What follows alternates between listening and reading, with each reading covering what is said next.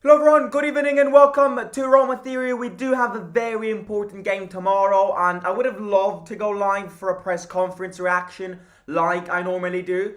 But I really want to speak about this topic. I think now is the perfect time to do it because we can't waste too much time going forward speaking about this. I think this topic is perfect to speak about today because we just qualified for the next round of the Europa League. We know who we're gonna face. So I think it's the perfect time to do this, to talk about this, to talk about De Rossi's new deal, and to talk about this sale because the questions arise, the doubts, the mysteries, I would call them. Yes, I think the perfect word to define the Friedkins right now is mystery. We don't know if they want to sell or not, but the way they are working suggests to me, and we're going to discuss this today, that they're planning something. And I can't wait to go through it today. But as always, I hope everybody enjoyed their weekend. Weekend without Roma is never a good weekend. But we've got a Monday special with Roma, so tomorrow is going to be a good day. I'll be at the stadium tomorrow, so stadium vlog as always. But yeah, how's your weekend? Let me know. Hit the like target today. I'm gonna go with 80 likes. 80 likes would be great. So yeah, feel free to also interact. I think this is a great topic to get interactions from. Before, in fact, getting into the juice of the stream, let me pose the question. Right now, the 25th of February, you are Dan Fredkin. Do you extend De Rossi's contract or not? That's the question that we're gonna base this stream around. Um, I think we have to speak about, but before reaching De Rossi and his contract extension, we need to speak about the Fredkins because when I say that there are doubts, when I say that there are mysteries, I truly mean it because let me remind you that Tiago Pinto was dismissed as our general director 1 month ago. And we still do not have an official statement regarding our future director of sport. We don't have names. We don't know what's happening. We don't know who will it be. We had a few names as rumors, but do we know who our new operator is going to be? The reality is no, we don't, unless you are Dan Fredkin. I see an ownership who is slowly caring less about Roma. I see an ownership which is more closely paying attention to offers that will come their way to potentially sell this club. We discussed this many times. We discussed this multiple times how their objective is to build that damn stadium. And this stadium is complicating. The project is complicated. Maybe they secretly got told that the stadium won't be built anytime soon, so they want to sell. And they are lacking this motivation because we knew that Thiago Pinto was going to go 2 months ago. We knew that Thiago Pinto was going to go 1 month before Mourinho got sacked. And 2 months later, we still don't have a new general director of football. It's incredible. Now, again, I'm not sure if they want to wait because maybe, look, there could be this hypothesis, which is they want to wait to release the official statement, but they already know who the general director is, and they know they've already appointed him. There are a lot of people who say this. A lot of people around the Roma environment say and believe that they don't want to officialize it yet, but they've already picked him, they've already appointed him, and he's already working. You know, a lot of people are saying that Baldanzi deal, yes, was ended by Thiago Pinto and it was finalized by Thiago Pinto, but it was initiated by this new name. But why would we wait?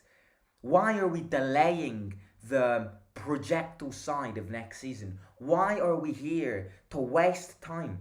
I think this is a mystery to me. I know that they don't like speaking, but this is not about speaking. This is about making us fans aware of the current situation.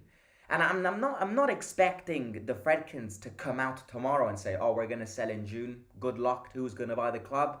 We're gonna leave the club in June. Whoever's gonna buy it will buy it. In the meantime, I'm gonna leave Roma. No, because they're owners and we know them. They don't speak, so they will never do such thing. But I am expecting an official statement naming our new general director. It's a problem. This is a problem. Not having a general director is a massive problem.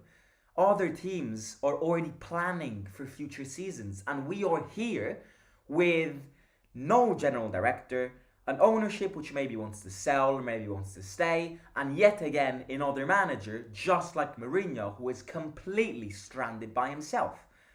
How can we go forward? How can we try and compete with the best teams if we don't even know what we're doing in 3 months?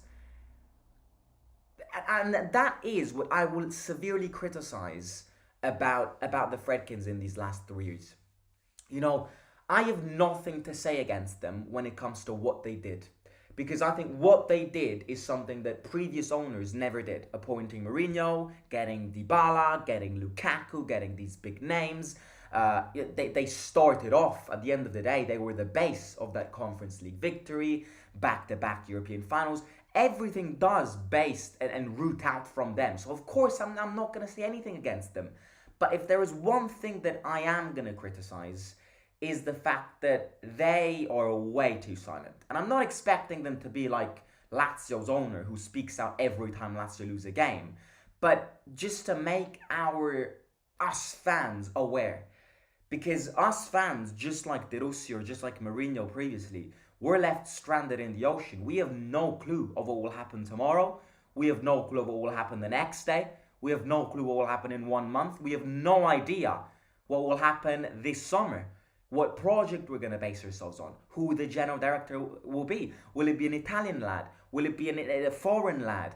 There are so many questions that I could ask Dan Friedkin that I could write a book. And the fact that they don't know what to do suggests to me, the fact that they're taking so much time maybe suggests to me that they've decided they want to sell. And again, secretly, they've already not sold the club but have found an agreement, and this summer they'll leave and a new owner comes in. I have no idea, but one thing is certain, it is very complicated to plan a season with no general director and with no idea of what our current ownership wants, or even if they'll stay or not. I think it's very complicated, and once again it's gonna lead to problems because we have other clubs around us who are already thinking about next season, who are already planning next season. You know, I look at, for instance, the one event which comes to mind is Juventus in this January window. Not just the signing that they had, Alcaraz, top class signing for the future, but also the way their youth team is moving on. You know, you look at the amount of youth players that Juventus have, either loaned out or in their current squad right now. That is what I call future planning. We have none of that because we don't know who is sitting on that desk preparing all of this. So that's the first question. You know, before asking and answering the question, will De Rossi get renewed? The first question which needs to be asked is, will the Friedkins sell? Because another thing is, if the Friedkins sell, then the Friedkins can't decide whether they will or will not extend De Rossi's contract. How can they? You know, if they know that they'll be selling the club in 3 months, why would they ever take such a big decision?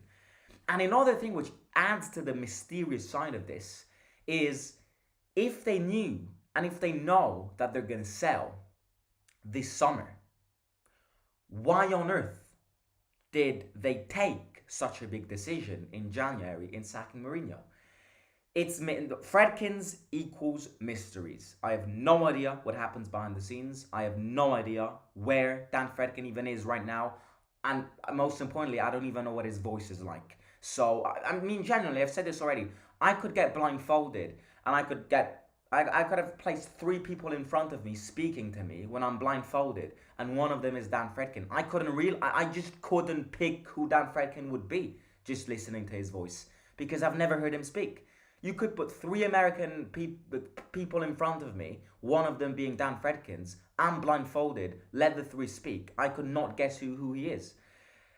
Very mysterious. But again, let's try and break down this question. De Rossi, extension of contract. Well, number one, I think it's very early. And number two, if we're basing this answer on this exact moment, it can only be a yes. Because De Rossi has overexceeded expectations by 10,000 miles. Nobody was expecting in 40 days of action De Rossi to only lose against Inter in every single game he played. Absolutely not. Nobody was expecting it. So he has overexceeded expectations. He has reunited this group. He has and is showing more, more futuristic football. Yes, we've got a long way to go. We need to try and work for the entire 90 minutes and not just play well for 45 minutes and then drop down. There are lots of things to improve, of course, but for a manager who came in 40 days ago, having qualified for the next round and only having lost against the best team in one of the best teams in the world right now is surprising, is impressive. So if we are basing our answer and our final response on this period, it has to be a yes. Again, we've got a long way to go until the end of the season. But if there is one thing that I will say is I want De Rossi to stay. Why do I want De Rossi to stay? I want De Rossi to extend and sign a new deal for the simple reason being that I want stability at my football club. I want stability at my football club. I want a definite project that we can keep for 5 years. I don't want to change managers every 2 years. I've had enough of that. Di Francesco lasted 2 years, gone. Fonseca lasted 2 years, gone. Mourinho lasted 2 years and a half, gone. I want stability. Changing managers every 2 years is never going to bring stability. It's never going to bring stability, and therefore it's never going to bring success. Because if you're keeping on changing the manager, you're forced to keep on changing the project. And if you're forcing to keep on changing the project, you're forcing on keeping changing the quality, the players, the characteristics of players you have. We need stability at this football club. And it was very, very difficult. And that's exactly why I was opposing Mourinho getting sacked middle of the season, mid-season, because that is the opposite of bringing stability. That's, you look at the situation now, and then with hindsight, right now, a long way to go until the end of the season. A long way to go, 100%. But with hindsight, now that we know how De Rossi is doing, and now that we've had De Rossi for the last 40 days, with hindsight, now we can tell that maybe the decision that the Friedkins made of sacking Mourinho was the right decision. 40 days ago, no, absolutely not. Because 40 days ago, every single one of us was not expecting stability once Mourinho was gone. Because sacking manager mid-season would never bring stability. 40 days later, with the use of hindsight, maybe it is the right decision. We will never know until the end of the season. We will never know because we will never be able to compare this third season from Mourinho to De Rossi. But you look at the points that De Rossi got, you look at the points against the teams that De Rossi got. Yes, they were easy teams, but Mourinho at the start of the season did not get 3 points against the majority of these teams. So maybe right now it is the right decision. Maybe we need to praise the Friedkins for having had the balls of having sacked a manager like Mourinho and appointing De Rossi. Again, so many different questions. I think it's impossible to answer this question now. I think it's wrong to answer this question now. But at the same time, I think we need to start answering this question because, as we said at the start, as I've been saying for the past months, we need to already have a plan for next season. We already need to know what the project will be next season.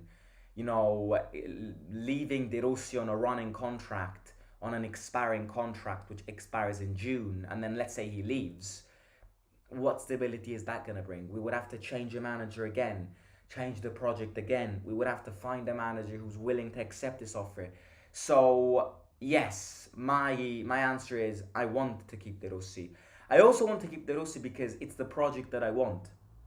Apart from the fact that apart from the fact that he is a legend and I love him, and you can tell that he loves this football club. Of course, he loves this football club, and that is already incredible. Having a manager who's a fan of the football club is is always 10 times a bonus. It's a bonus point. It really is. Now, people will say, "Well, Mourinho was a fan of the club." Yes, Mourinho loved the club, but Mourinho ain't a Roma fan. De Rossi is a Roma fan. De Rossi is from Rome. De Rossi understands this fan base. De Rossi relates to this fan base. De Rossi is like, De Rossi could be an ultras going in the Curva Sud. So De Rossi is a Roma. De Rossi loves Roma. Mourinho loved Roma because he was the Roma manager. De Rossi will love Roma even if he gets sacked. Of course, again, people will say, of course, Mourinho loves Roma still. Of course, Roma is in his heart. But part of me believes that Mourinho also got not fed up, but disappointed with the way that Roma treated him. De Rossi would never get sacked, and then 1 month later, release an interview going, I got abandoned, I got eliminated from people who don't know anything about football. And even though might be the case, he would never say that because that would damage the relationship that the club has with the fans, and it would destabilize the environment. De Rossi would never do that. De Rossi is a Roma fan, okay? So having a manager who is a Roma fan, is a fan of your club, is always a bonus point. Adding on to that, it's the project I want. It's the project I want in terms of football style. It's the project I want in terms of football players, playing with wingers, growing young players.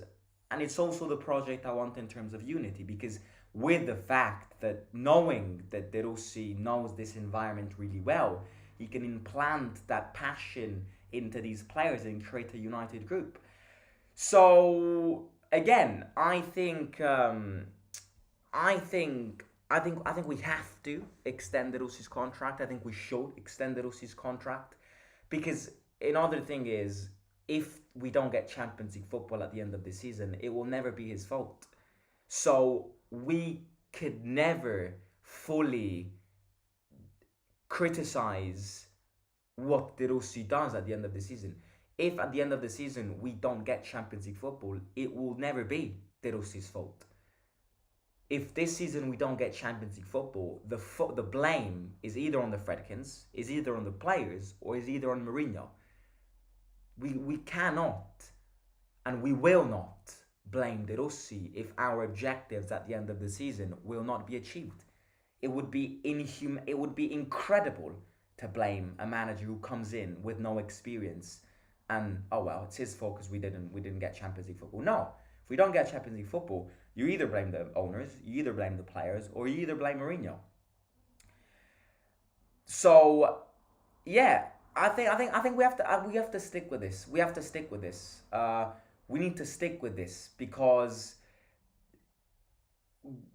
keeping something stable is the key to success. Changing it round and round and round every 2 years is never gonna bring the desired effects. So yes, we should extend De Rossi's contract, but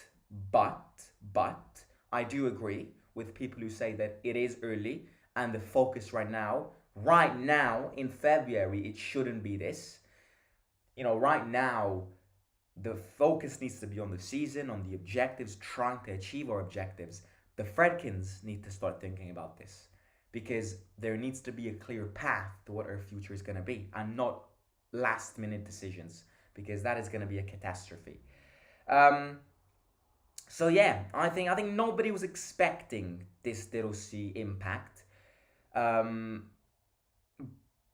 everybody at the start of this De Rossi project, this De Rossi period, was saying, oh well, in 6 months' time he's gonna leave. It's just an interim. He's gonna be an interim. He's gonna stay here for 6 months and leave. He's gonna be a sailing the boat manager, sailing the boat to shore manager, and then at the end of the season we're gonna get a long-term manager.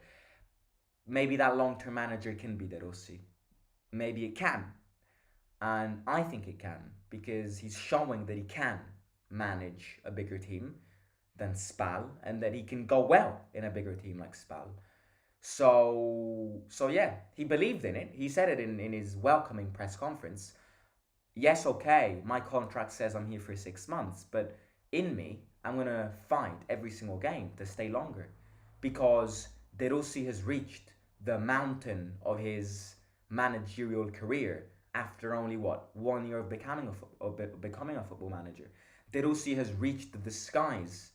De Rossi has reached the level he wants to be. De Rossi, as a player, refused to go to bigger clubs than Roma because his heart said Roma. De Rossi, as a manager, would much rather stay at Roma than a bigger club because his heart says Roma, just like when he was a football player. So in the space of becoming a manager in 1 year, he has already reached his peak and he's got no intention of moving from here. That's the other bonus of having a manager who's your fan, who's a real fan of your football club, because he would never think of leaving. He would never think of accepting other offers. Roma is De Rossi. De Rossi is Roma. So unless he gets sacked, De Rossi would never accept any other offer. And that's what he taught us as a football player, loyalty at its max. And I'm sure that he can demonstrate that as a manager as well. But we'll see what happens. I mean, I wanted to go live for this one today. It was a normal press conference, nothing big. He said players who could start tomorrow. I am looking forward to tomorrow's game because it's not going to be an easy one, but it's going to be a crucial one. I believe in top four we need to win the Bologna match. I have to be honest with you. I still don't think we're going to get fourth. I think we need to focus on that fifth position because most likely, unless the Italian teams now all of a sudden collapse in Europe, if not maybe not 90%, but 80%, that fifth place is gonna arrive to us. I think fifth place is gonna be the one. I think fourth place is too complicated. I think Atalanta is more organized than us. I think Atalanta has got better chances of winning big games again rather than us. Up the Milan tonight. I'm not calling it impossible, but yeah, I was never a fan of calling Roma the fourth best team. I was never a fan of saying that Roma was going to get fourth at the end of the season, because that is ultimately what happened. Starting a season with your general director and your manager both on running contracts, both of them got sacked in January, and that did not bring stability. So I was convinced that we're not going to get fourth in August. My hope is fifth. Put that pressure on Bologna, even though it looks really hard for Bologna to lose points. But again, I'm convinced that Bologna will collapse. It's impossible for them to keep this rhythm for the entire season. Right, talk to you soon. Thanks for the support, as always. And looking forward to tonight's game, Milan against Atalanta, and our game tomorrow. And I hope everybody has a good start to their week, concluding February. We're off onto March. Wow, this season is flying by, my friends. As always, 80 likes on this video would be great. Subscribe, and talk to you soon. Simo out.